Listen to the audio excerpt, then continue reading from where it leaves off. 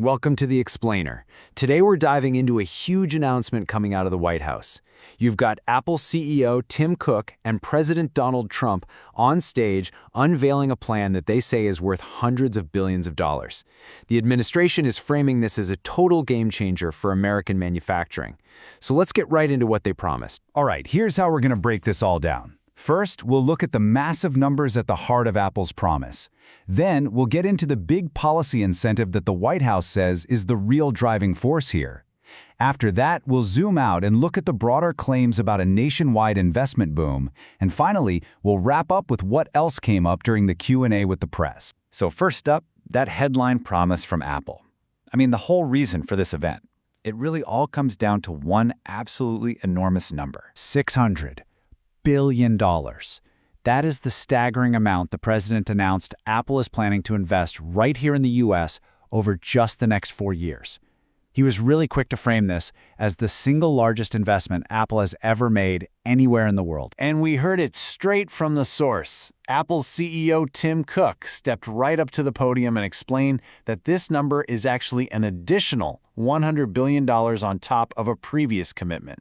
He said it was a challenge they took very seriously after a direct request from the president. So, where's all this money actually going? Well, Cook laid out that it's for a brand new American manufacturing program. And the goal is pretty straightforward. To start making the critical components for Apple's products, the stuff that goes into devices they sell all over the world, right here in America. And, this wasn't just some vague promise. Cook laid out a bunch of really concrete projects. We're talking about everything from the silicon chips that are the brains of their devices to the advanced glass that's on every single new iPhone, which he announced will soon be made exclusively in Kentucky. And just to give you a sense of how ambitious this whole thing is, just look at this one piece of the puzzle, building an entire silicon supply chain on U.S. soil.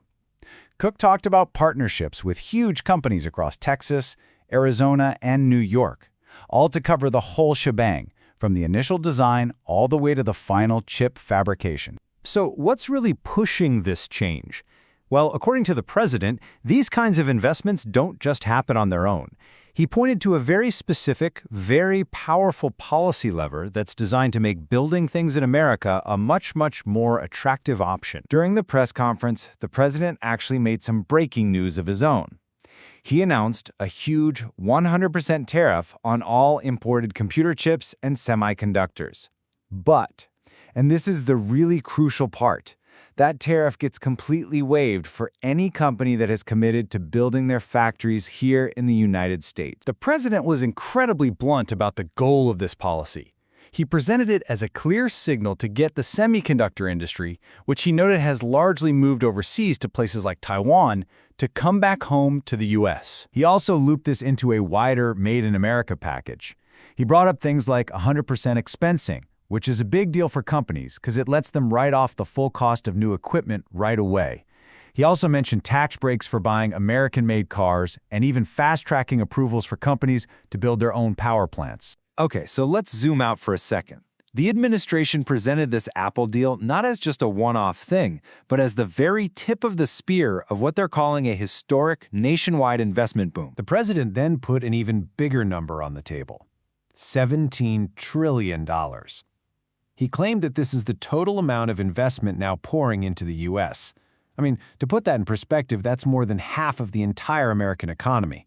He called it a figure that the country has just never seen before. And to back up that giant number, he pointed to a wider trend. As you can see, Apple's $600 billion is the biggest.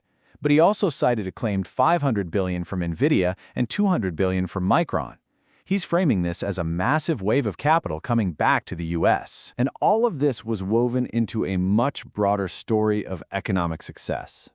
The president argued that wages for blue-collar workers were rising fast, that what you pay for things like gasoline and eggs was way down, and that the stock market was hitting all-time highs. All right, to round this all out, like with any live press conference, the conversation didn't exactly stick to one topic.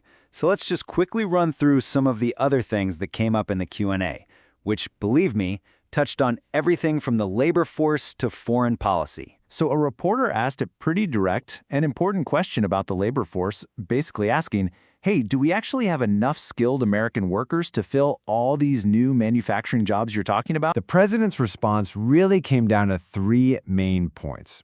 First, he argued that a lot of people who had been disincentivized would come back into the workforce. Second, that companies like Apple are great at building their own training centers. And third, that the booming energy sector was also creating a ton of new jobs. And then the topic just took a sharp turn into foreign policy. A reporter asked for an update on the war in Ukraine and whether there was any movement on a peace summit between the leaders of Russia and Ukraine. But then the president himself pivoted the conversation. He spotted a model of a B-2 bomber there in the room, and he used that as a jumping-off point to start talking about American military power. He got into this really vivid description of a past military operation, talking about a 36-hour nonstop flight and how precise it was. And then, in a pretty notable moment, he turned directly to Tim Cook and said, "Tim, even you would say it was flawless," kind of connecting the worlds of military precision and tech precision. The president then wrapped up his formal remarks by bringing it all back to the economy. And he offered this final, really powerful prediction for what he sees coming because of all these investments. And that really leaves us with the central question of the day. What we heard from the podium describes a fundamental reshaping of American industry, all driven by this massive private investment and some very aggressive public policy. So, what would an explosion on this scale actually mean? What would it really look like for the country? That's the big idea to take away from today.